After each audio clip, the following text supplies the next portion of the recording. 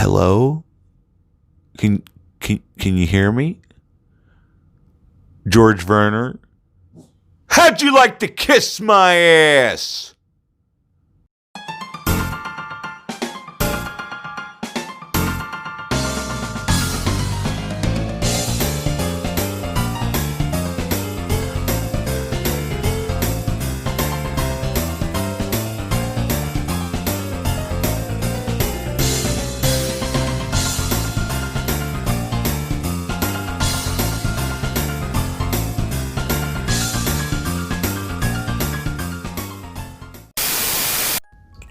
Just gonna put it right there on your eyeball. Hey everybody, it's Drewski McGillicuddy, and the other night I watched a movie that I hadn't seen I haven't seen the movie, and I was gonna review it, but then I didn't because I was busy, and now George Werner won't leave me the hell alone. So I'm gonna pop this one out. I'm gonna do the best I can. So if you'll bear with me, we're gonna talk about Sucker Punch from 2011. 2011. And this is like pretty much, I'm pretty sure, the only Zack Snyder movie that I have never seen aside from Justice League. But that's soon to change. Now, before we get started with the review, you'll notice that I just clipped this fancy microphone onto my eyeball, or on the Michael Myers eyeball. I figured I'd take some of that Patreon money I've been making and go invest in these Yellow Way. It's a dual lapel mic system. My brain's not working right. Anyway, it's a pull. You know what? Don't even fucking worry about it. Does it sound all right? Let me know in the comments section if it sounds all right. And we're also going to start saying, hey, before you forget, make sure you like and subscribe if you're new here. We talk about movies and other random nonsense. You never know what's going to happen at any given moment. But let's get on to Sucker Punch from 2011, directed by Zack Snyder, who I think is one of the most underrated directors in the business. And he's overly hated by a bunch of jackasses that don't appreciate art, because when this guy gets a camera and an angle and a shot, and then he does, I guess he does it in After Effects, the way he can make a movie look like a comic book come to life. Like, that's why I think he's the perfect type of director to take on such projects as like Man of Steel and like 300, because 300 I guess might have been a comic book. I don't know. I don't do research.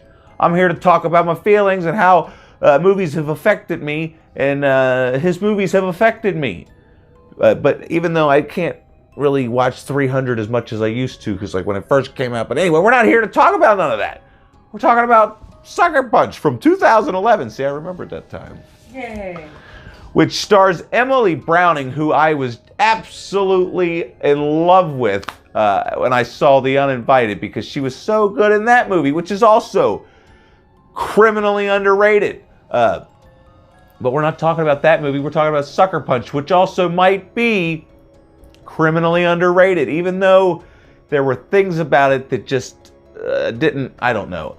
A lot of people might really like the soundtrack. I thought it was interesting that they took a bunch of classic rock songs or just older songs and did this new modern teenage angst stuff with it. But there's also some parts of this movie that might have been a little bit style over substance that made me think that maybe I can understand why some people aren't into Zack Snyder and his style over substance. Because this movie, although it looked amazing, like especially the stuff this guy can do with CGI, or his team of CGI people. But anyway, let's talk about what the movie's about. Gary, why don't you shut the fuck up? I'm trying to do something. You better run. So anyway, the movie starts out, and this is one of Zack Snyder's strong points, how he can open a movie without any dialogue, and it just be you watching a progression of things happen, which is what happens. There's this girl, her mother dies, her stepdad's an evil asshole, and he's got bad intentions. So she goes to kill the guy and accidentally ends up killing her little sister. And it's kind of a tragic scene, and it's very well directed, as you would expect from Zack Snyder, who's just overly hated for no reason. So the evil stepfather decides he's going to take her to a mental asylum because she attacks him, and he's had enough of her. She's ruined his plot to do whatever the hell he was going to do. I don't want to go too much into that, but if you've seen the movie, you probably got a good idea what the hell was going on.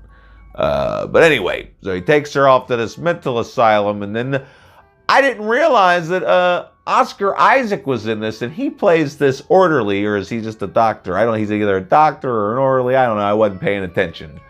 But then all of a sudden, it goes from her being in a mental institution to that she's in some kind of weird burlesque call girl house for wayward youth, where they collect all these orphans or runaways and they have them perform for like the elite, I guess. I don't know. It's like her fantasy.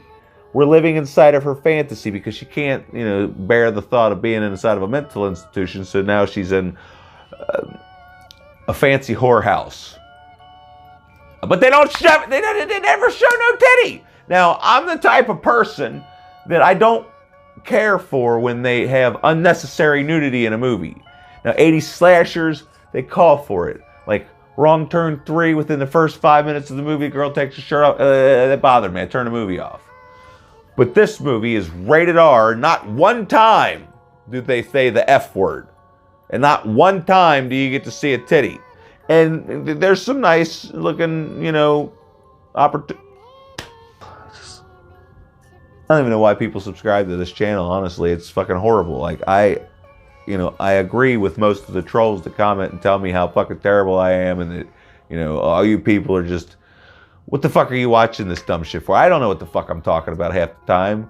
They don't show us any titties, and it makes me mad. But anyway, that's beside the point. You still get to see Emily Browning in a short skirt or running around in these scantily clad clothes. I mean, they got scantily clad clothes. Plus, it's got Becca from Son-in-Law. She plays the other evil lady that's supposed to be like this dance teacher or this person that talks you out of being scared to be in here. I don't know. It's complicated. The whole goddamn thing is pretty much complicated because we're living inside this girl's head, and like, supposedly she's this really good dancer, right? Baby doll. Emily Browning's character is Baby doll. She's this really good dancer, supposedly, because they're going to have her at least show us what she's got. But instead of it showing us what she's got, she starts fighting these giant fucking stone samurai things. And I'll be honest, it's pretty fucking badass. But I would rather just see Emily Browning dancing. What the fuck would have been so hard about that? But anyway, we leave reality to go to this other reality, but then this reality's not good enough either. So we're going to this whole nother reality. My initial reaction to all of this was Emily Browning must just not be able to dance because she just starts going like this. And then it like zooms in, and then zooms out, and all of a sudden she's fighting these things. And then later on throughout the movie, she's supposed to be doing these dances for these elite fucking people or whatever. I don't fucking know what they are. But she goes jumping out of a fucking helicopter, a fucking big giant airplane, and landing and doing all kinds of crazy shit. So there's some, like, this is like some of the most batshit insane action sequences ever put to screen, and they are directed and edited beautifully. It's crazy. It's fucking crazy. But it's fucking crazy. It's absolutely insane. It doesn't make any goddamn sense. But somehow I found myself fascinated. But then I'm still trying to figure out what the fuck is going on. I have no idea what the hell's going on. But eventually you do figure out that, that you're inside of somebody's brain who's fantasizing about being somewhere else, and then she just fantasizes about being somewhere else when she doesn't like being where she's at in her fantasy, I have no fucking idea. But it looks fucking awesome! So basically, they're plotting to get out of this place, which I can only assume is them plotting to get out of this mental asylum, but they're fantasizing about being really cool because they're fantasizing about getting out of this other place that's a lot cooler than being in the mental asylum, I guess. I don't know. But it looks cool. Did I mention the fact that it looks cool? And like the soundtrack, if you're into the type of music that's in this movie, it's got some pretty cool, action sequences that go along with some pretty cool covers. I'm not sure if every song in this movie is a cover. The secretary should have been looking that up, but she's probably not. Browning sang 3 of them. Emily, she can sing, but she can't dance? What the fuck is going on here? Will you look up and find out why the fuck she never dances?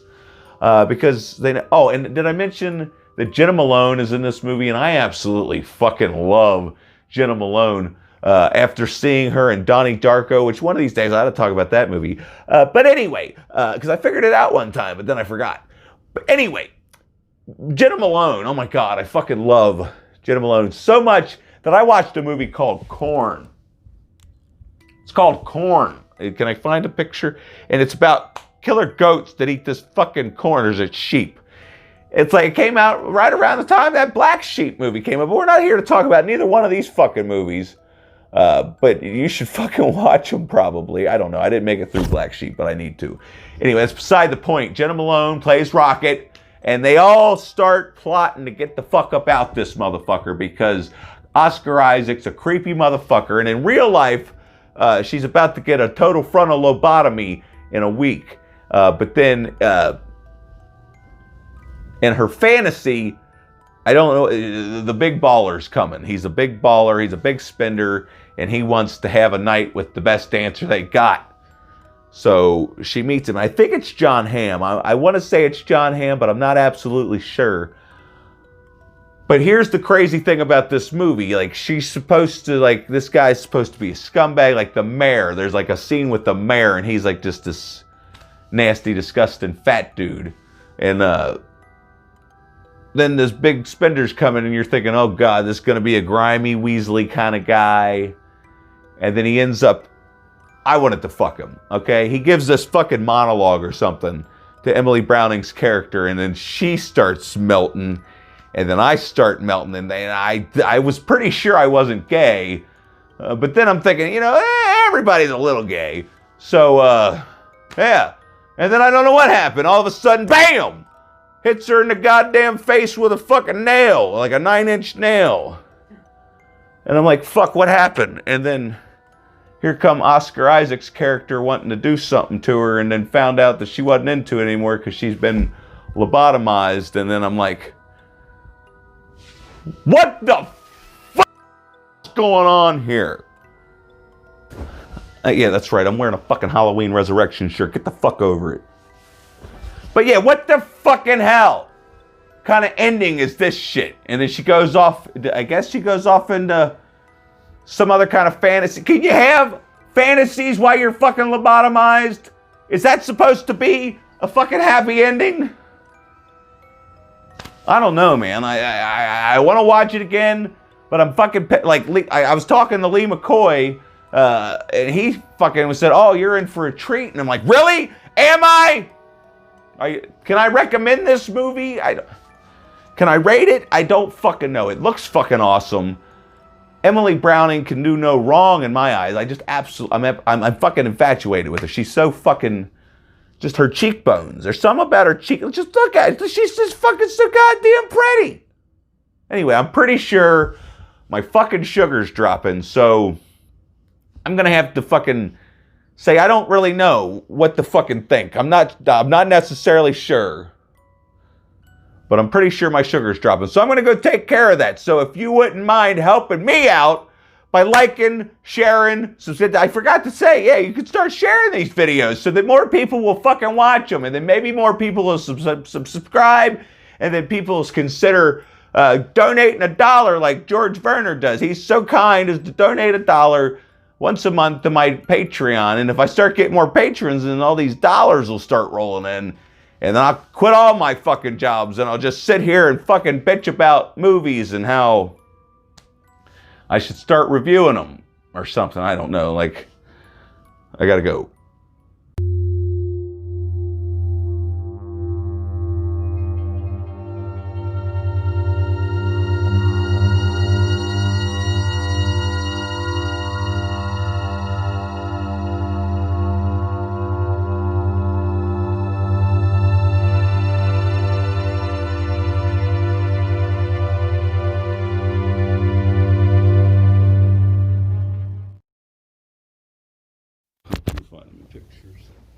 No, I was not. I was turn lights on and then turn lights off and then wrap it back up. Shut up! And the thingy.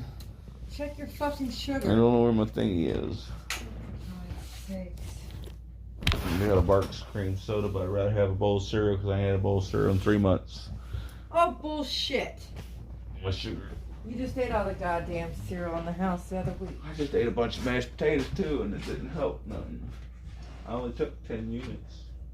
I don't think that you're... Plus I had all them crackers. I don't think you should have dropped it. I think it's about 46.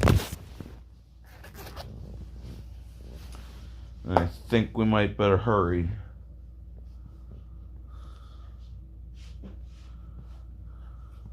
I had to find the cereal.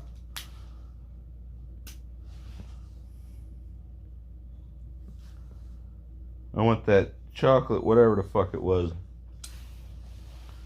You ate all the chocolate cereal, didn't you? 44, I was wrong. It's 44. Why don't you have some of these Cocoa Krispies? That's what the fuck I'm talking about, you jackass.